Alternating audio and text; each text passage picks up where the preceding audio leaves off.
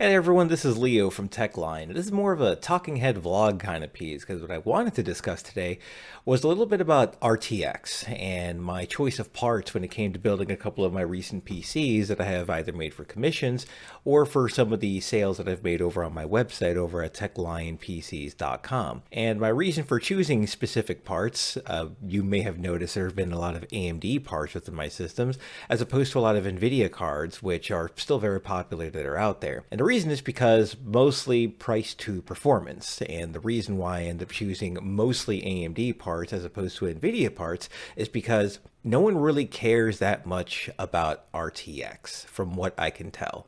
When we look over at things like polls or any kind of information that people are bringing over on the internet in regards to their opinions about RTX or whether or not they even use it in games, we'll find that they don't really use it that much. Now, RTX as a technology within video games has been available for about 4.5 years with the release of two games, specifically Shadow of the Tomb Raider, which introduced RTX Shadows, and Battlefield 5, which introduced RTX Reflections. Now, these would be the most two types of common RTX that we'll find within video games these days, along with some more newly introduced RTX Remixed, which is currently exclusive just to Portal with RTX, which I've made a previous video about beforehand, which in my opinion, unless you're using a 40 series graphic card, it isn't really worth it. And if we check over on Steam itself with most people's opinion about Portal with RTX, we can kind of see that a lot of folks have a very similar opinion that they don't think very highly about it. And that's because the cost to even get to have that kind of performance is so high that it's not worth using. The entry cost to even get to this point is with the RTX 4070 Ti cards, which are hovering at a little over $800. And for $800 as the entry point just for the card alone, you can build yourself a fully working, fully compatible, fully functional 1080p gaming machine. Now, enthusiasts, they don't really care. They're just going to go for the best thing that they can get their hands on, and that's great. But if you notice behind me, over on that console over there, I happen to have a PlayStation 5, which is a $500 gaming console, and that's the main competitor when you're thinking about PC gaming.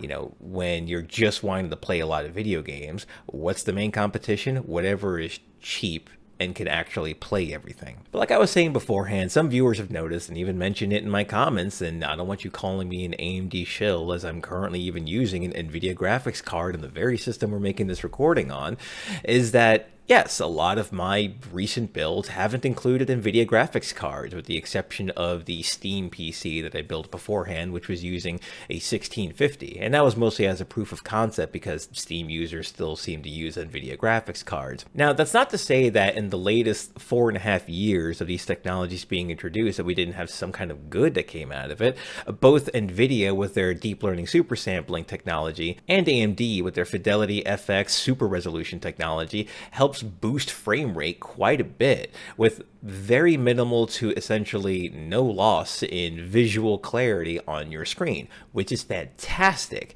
But then it comes to the question, why would I want to use this technology that's making me have better performance in my games and then kneecap that performance by enabling a feature which, one, I barely notice in most of my games, or two, will actually make me perform worse in these games. But when you're playing multiplayer games, you don't really care about those little visual bells and whistles as much. What you care about the most is performance and visual clarity. Real-time ray tracing and real-time shadows don't provide either of these things, and instead are actually a detriment to both of these features. So this is why at this point in time, I've mostly been sticking with AMD cards.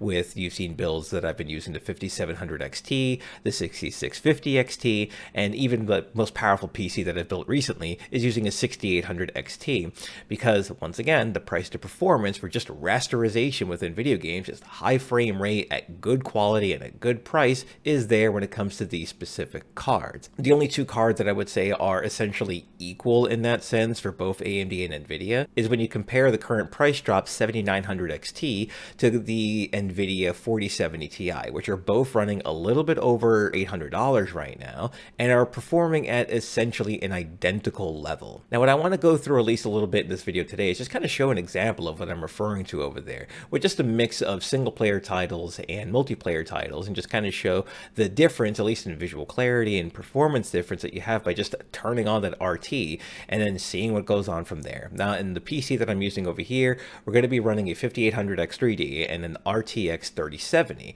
Now I know that the 3070 itself is not the greatest and latest when it comes to video cards and with RT performance, and I just kind of want to see just how big of a performance drop you get with what is now considered a mid-level RTX card. Now, first we're going to start jumping into a couple of multiplayer games. The first one we're going to discuss over here is actually going to be Fortnite. Right now we're going to be running the game over in epic settings at 1440p, and we're seeing that I'm currently averaging mid-50s frames per second. Now, normally when I'm playing the game, I don't run it over at epic settings. I'll run it like a bit over at medium, but again, for that visual clarity, and then I'll just increase the draw distance to the max. This is going to be using their new lumen system for reflections and shadows, but this is what it kind of looks like over here. You can kind of see that the reflections are all in there. Let's pop over to the settings. We can see that yes, I'm just using the Epic preset. NVIDIA DLSS is turned on. I got that going over in quality settings. And we got the global illuminations and reflections already set to high. So let's go ahead and just flip on the hardware ray tracing real fast and just see the difference in frame rate. And my FPS dropped by a little bit, I would say about 10-15 FPS just to run this game using hardware ray tracing. I don't see any kind of visual difference when it comes to things like the water, the reflections that are on there. And I just lost a bunch of frames per second just for that. And it's, you know, looking kind of wavy, kind of wobbly. Now again, if you have the proper hardware for it, it does look kind of cool, and that's fine. Let's just go ahead back into the settings real fast. And for what most people end up doing, especially when it comes to running multiplayer games, is they'll just turn this stuff off. I mean, maybe you could put it over to screen space and ambient occlusion.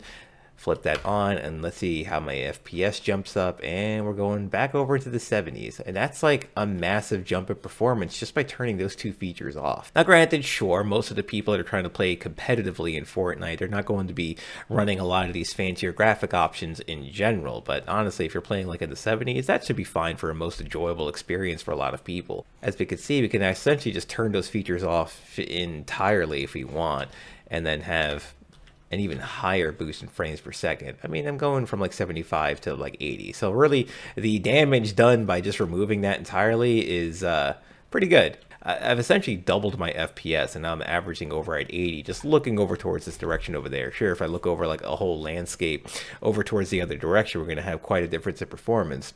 But it's kind of my gripe when it comes to trying to use these features like this, especially in multiplayer titles. You don't even want your frames per second to dip at all. You want that stuff to be as high as possible, and I could see that being something that people just don't want to have in their games. And now for another game I spent far too many hours on, especially in the first month that it came out, Warhammer 40k Darktide, where right now we're just kind of running around in the central hub. We're running the game on high currently at 1440p, and even in just the central hub, we're getting hovering around 70 to 80 FPS depending on what we're looking at. Just kind of running around with my character and just having a good old time. Not a lot of people. We're not playing the actual game itself that has a bunch of the horde that you see and flooding the screen with 1,000 different characters that you'd be slashing and hacking and shooting away from, just in the hub. Completely fine. Normally I actually run this game over at medium just for a bit more frame rate, especially in those chaotic action scenes. But if we were to just go right from here, as you can see, we got some nice reflections that are coming out of the ground, and we'll just go ahead and turn on ray tracing performance in the video settings, as right now, like I said beforehand, we're just running it on high. And I'm just going to go right from off and straight to high. We'll just see the big drop that happens over here. And my frame rate plummeted. Look at that. We basically got cut in almost half. Now we're kind of hovering around that 45-ish area, and you do see that struggle that's going on from there. 40, 45-ish is now we're just running around with that. And that's with DLSS turned on over on quality settings. I'm sure that if I wanted to get a bit more frames per second, I could take their DLSS and turn it over towards, let's say, performance. I'm pretty sure if we told it to go to automatic, it will try its best at this point, and I think my game just crashed. Nope. Okay. No, it totally just crashed on me. We apologize for the inconvenience. Ah, come on, Fat Shark. This is the exact issue I've been having with this game quite a bit, actually. So that was cool. Let's just hop right back into there and see what we get. All right, we're back in game after that fun crash, just trying to turn on DLSS to be an automatic. And I do see that there is a bit of fuzziness that's on the screen now that we have it set over to automatic, actually. So now that we're there, and I can see even as I'm turning, is a bit of just some weird kind of just fuzziness happening on the screen. You can kind of see it as well going on with that big 3D hologram that's going on in the middle. I don't like it, but it is running a little bit higher frames per second, but we're talking about the mid 50s. But the thing is, when you're starting to play multiplayer games and you're starting to have to deal with having to react to things at that moment very quickly, you don't want to be sub 50. Like right now I'm in the hub and I'm getting sub 40s. I would rather have all those features turned off, get you back over to quality. Let's not crash again. Come on, just doing this easily here. Turn that off. And once we have all that stuff turned off again, there we go. Now we're back over at 80 plus FPS. And that's the kind of stuff that I want to see, especially when I'm playing in a game like this, where I need that visual clarity. I need to be able to pick out enemies from a distance. I need to be able to snipe them very easily without any kind of an issue. I need to be able to react as fast as I can in order to deal with the horde and oncoming situation as it occurs. So it's another situation where I'm just like, I don't want to have these features turned on in games where it's just going to be a detriment to me. Now, just one more title that we're going to hit up here that has RT, and I'm pretty sure a lot of folks even forgot that it got it, is going to be World of Warcraft Dragonflight. It actually got itself real-time ray tracing shadows added over into its last expansion. Once again, running over at, with the setting they call it is 10, the number 10, and that's basically it's like the ultra settings for this game. And if you look over at the settings, I already have RTX turned off because they have real-time shadows. I already have it disabled. And I see my own shadows. I can see the character next to me shadow, and I'm getting, 75 frames, 78 frames per second. But let's go ahead and turn on real-time ray tracing. We're just gonna put it over to high, right? Let me try and zoom it in here, see if I can see if I find any difference. Okay, so we got my character and the other character shadows that are over here, and then high, and here we are. Okay, so the shadows do look sharper. I'll be honest about that. Now what we see here, and this I find this pretty interesting, is that the shadows will look sharper when you zoom into them, right? So like if we're running around and whatnot, this is usually like how far I'm zoomed out from everything, and you can see that the shadows are projected on the characters just fine without real-time ray tracing turned on, and that's great. Everything is projecting just fine. And if we go over to real-time ray tracing and I'm just moving around, I just lost frames per second for something I'm not noticing while I'm playing the game, right? Because you could still identify the shadows, the full silhouettes of the characters. Obviously, though, if you zoom all the way in and you could see the character's outline over here, it's much sharper shadows now. But if I turn it off, it gets a little fuzzier, sure. But again, when we're talking about a game where I need to make sure that I'm performing, especially when I'm doing raids or anything like that, I don't want to lose that performance. I need visual clarity. I need to be able to be sure that I could react to anything that's going on at that point in time. So is that loss of performance worth it just to be able to say, oh, those shadows look sharper?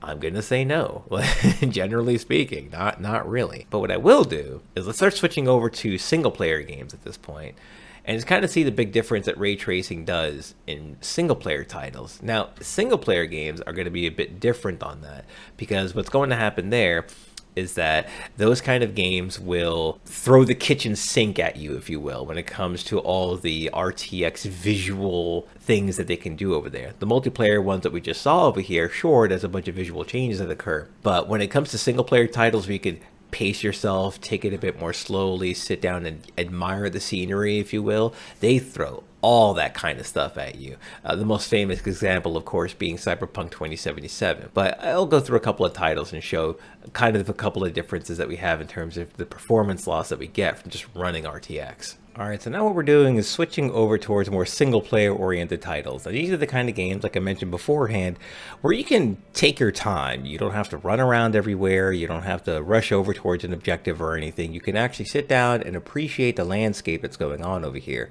In this case, we're going to be going through Witcher 3, which had the update not too long ago that not only gave it a visual boost, but also added RTX features that are in it. So let's go ahead and pop ourselves into the settings here through graphics, and if we can see, we're already set over on the ultra because the ray tracing is already turned off. Everything else is on high. My anti-aliasing is on DLSS. Let's actually turn this to quality. I generally try to keep this to quality, but yeah, let's just go with that settings right now. All right, DLSS is over on quality. We have the game running on ultra, and over at this beautiful lakeside vista that we see here, we're getting roughly 85 FPS at 1440p. Fantastic, honestly, for any kind of gaming. That is beautiful. You can really run a game like this without any issues, and honestly, this game looks freaking gorgeous. I love it. I've played through this game 2 or 3 times over by this point in time and all the DLCs, but I digress. Let's go back into those settings, go flip on ray tracing. So they got 2 different ray trace options here. We got RT and RT Ultra.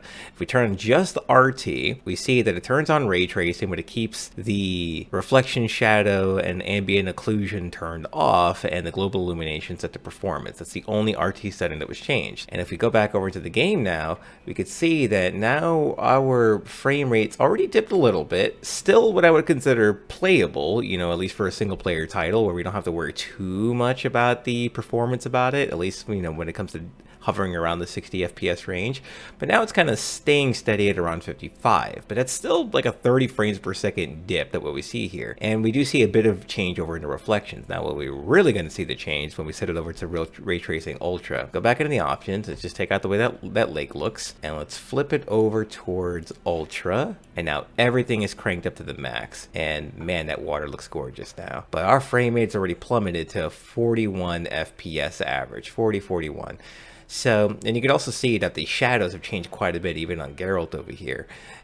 But it looks kind of weird in his hair, because now his hair is all like shiny for some reason when I turn all that feature on. It's like glistening, as you can see there. So it's like one of those weird things you can notice. That could also be a DLSS thing. It has some occasional issues when it comes to hair. A lot of console games run at that 30 FPS mark, right? And that's kind of like what they aim for, especially when it comes to single player titles, because that's what they find to be that whole cinematic gaming experience. So for single player titles, if you really just want to stretch your legs and just enjoy the cinematography or like the way it looks, 30 FPS I guess is fine. Personally, I still prefer to have all of my games run at 60 FPS plus, especially if I'm spending over $1,000 on a computer system, and if that's just generally what consoles are running it at. But yeah, we're looking at 40, just looking at that lake. And if we go back over to ultra settings, our frame rate, as the game reloads over here, essentially doubles. That's a big jump. I mean, you really got to see what you want at that point. I personally prefer it to be like this. Let's go hop into a couple of other single player titles and just kind of see the difference that we get from that as well. Now here's going to be one of those rare cases in this entire video where I said I played a game where turning on ray tracing actually changed my experience in the game entirely, and that's going to be in Control. I love this game, thought it was absolutely fantastic, but right now we're currently just running the game with ray tracing turned off, and this game is mostly indoors, kind of like this crazy, weird sci-fi office environment. And as we can see, we're getting ourselves roughly about 60-65 FPS, but if you look at over the glass that's over here, we're not seeing a lot of reflections coming off the glass itself, and this is going to be very important. So if we go ahead and turn on ray tracing here, because right now we're just running the game over on high, as you can see, it's basically high but with motion blur turned off, and that's why it says custom, because I hate motion blur. Let's go ahead and take on the ray tracing preset and flip this over to high, right? And as you can see, the glass, it's currently nothing, and now everything is reflecting. This absolutely changes the way the game feels, because now suddenly you can start seeing things literally behind you just by looking over in the distance, and you can kind of see a character having a weird sliding animation over in the corner there, but that's kind of interesting. But yeah, this changes how the game looks and feels and how you actually react to the game, because you could perfectly see now off of the reflections that are coming off of the glass here, everything that's going on behind you in the camera. And it's not just the glass that's happening these reflections as well, but also mundane objects. Like you could even see the glass in the wall there. Like, look how well it reflects off the character that's on the wall as well. And that's impressive. Obviously, my frame rate still ends up getting cut by quite a bit. I went from hovering a high above 60s to mid 30s right now, but This is probably one of the more impressive showings of ray tracing that I've seen, at least within a single player title. And if I at least turn on deep learning super sampling, because it's one of those few games that, one of the first games that actually had it released with it, go ahead and turn on DLSS. It even gives us different render resolution options if you want, as opposed to like a slider bar that says like, quality or performance. We'll just leave it over at the highest one that's over here. So it's going to boost our frame rate up by a little bit. And by a little bit, I mean a lot of bit. And now look at this. The DLSS brought us over to 60 plus FPS while having ray tracing set to ultra. And now this game is like a completely playable experience with all the ray tracing features enabled. And a lot of the other games that we've been testing over here, even with DLSS turned on, didn't have it this good. I don't know what this studio did, what its wizardry was, or what magic sorcery they managed to put together, but this game runs DLSS and real-time ray tracing in a way that has to be implemented in other titles, where it's still running this good. Like, DLSS is being used as a way of offsetting that real-time ray tracing performance loss almost one-to-one. That's the kind of quality that I would expect out of anything that involves real-time ray tracing. But like I said, I mean, you could look over here at the glass and the characters. It looks fantastic here. And just by turning off ray tracing, you can even see the difference there in the glass. Bam. It's all off. You no longer see all the reflections. It's just kind of like a big old bloppy gloop that's what you see over there. It changes the way the game feels for that reason. And this is probably one of the very few examples where I feel like the game itself is a different experience entirely if you have RTX turned on. All right, and the last title that I'm going to bring up here is going to be the newest one that's in this list, and that's going to be Resident Evil 4 Remake. Again, chainsaw demo that just came out. The game itself comes out in a week or two, and this is a game I'm heavily looking forward to. And now I may have to increase the brightness on this so we can actually see a little bit more. I am definitely one of those folks that allows the brightness to the game's recommended settings, so that way I can be spooked. There we go. So we can see a little bit more now coming into the ground. But right now we're just running the game over on its high settings. So if we go over into the graphics side, we can go over towards where it says preset. We can only change presets in the main menu. So we're going to have to jump a little bit back and forth then if that's the case. But from what we can see over here, there's a lot of settings that you can't even change while in game, and that's not cool. I can't even toggle ray tracing on and off while I'm in game. Well, that's not fun. Okay, so here's what we'll do. Let's kind of take a quick walkthrough. We're technically on what I would consider high for the game. We'll jump over onto the main menu in just a moment. And again, 1440p, 70 FPS, fantastic kind of experience. You could easily see, you still got some glistening coming in from the water. We got spooky shadows and all that. Really, this hallway alone would probably speak a lot to us, especially when it comes to at least seeing some kind of reflections. We could see the water that's there, but this is RT turned off, so we're not going to see a lot of the crazier reflections or shadows that are on here. But 70 FPS, completely fine playable experience. We can only guess what that's going to look like once we turn on ray tracing.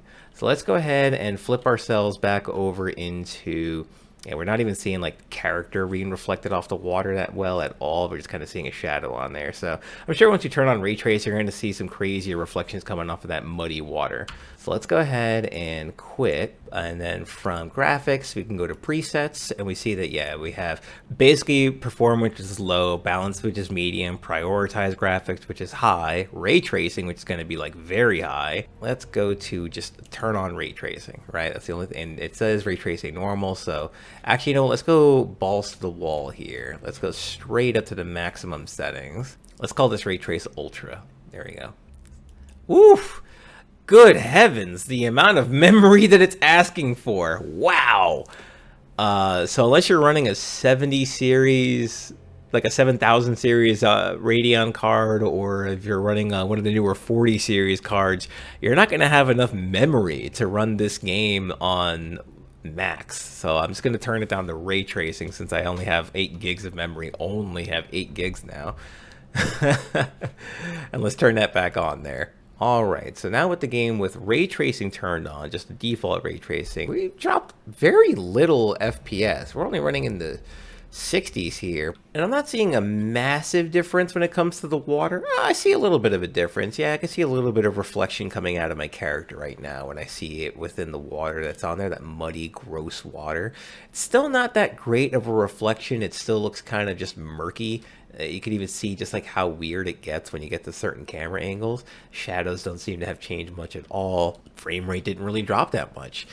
I'm pretty sure we're going to see the big FPS drop once I set it over towards max. So let's go see what happens when we turn on that ray tracing towards max setting and see what really get out of it. Ooh, max. This is going to... Man, this is making me want to upgrade my graphics card way sooner than I expected. Alright, back in the game. Running the game over at max now, and I just realized my FPS counter is not working. I guess I gotta restart this. Hold up. Okay, so this is now the third time I'm trying to get into this game now, but it has now crashed on me every single time I try to load the game. And that most likely is a VRAM issue. Like, the game is telling me that maybe you shouldn't be running it at these settings because you just do not have the virtual memory to actually get this running. So let's try this one more time here and see what I get. And if it just crashes, we'll just see what happens with the crash on. But now we're actually in game. And we're running in the 50s. Honestly, that's not terrible. This is pretty good over here. Actually, the crazy thing is you could even see a micro reflection coming off of the jacket that he has. Oh my god, am I getting crash again? I think it did. Yeah, there it is. Okay. Yeah, this game just refuses to run, I guess, if I'm just going to keep getting fatal D3D errors if you try to run it at max. Okay, so, but yeah, I'm just going to kind of leave it from there at that point. I mean, that's just kind of what I think of, at least when it comes to ray tracing in most games. The only game that I personally found that was worth it to have both DLSS and ray tracing turned on because it changed the experience of the game itself was Control so far. Cyberpunk 2077 is another title, but I only played that on my PlayStation 5 when it eventually got an RTX update, and I thought, wow, this game looks absolutely fantastic.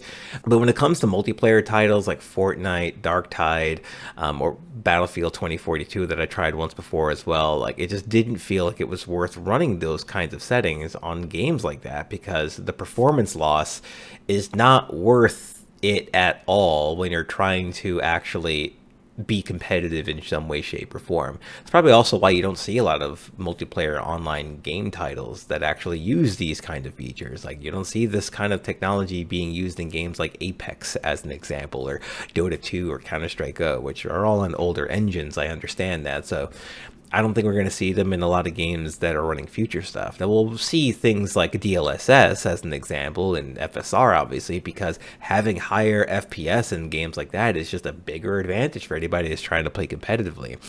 But is it worth spending a couple $100 extra on an NVIDIA graphics card to kneecap yourself so that way you don't actually use a setting that's going to be used, or can you use something that's from another company that will save you a couple $100 on your whole computer for a setting that you're not really going to turn on? So let me know what you guys think over in the comment section below. I know this video seems a little bit biased from the beginning of it. I know I'm running an NVIDIA graphics card that I was using to test most of these settings, and I'm sure that if you're running the newer AMD and the newer NVIDIA graphics card, which have similar RT performance on the 7000 series and the 40 series for NVIDIA, you'll have a pretty decent RT performance at current games, just not at 4K, only at 1440. But if you have any questions, just let me know in the comment section below. Make sure to check out over our site at techlinepcs.com, and until next time, this is Leo signing out.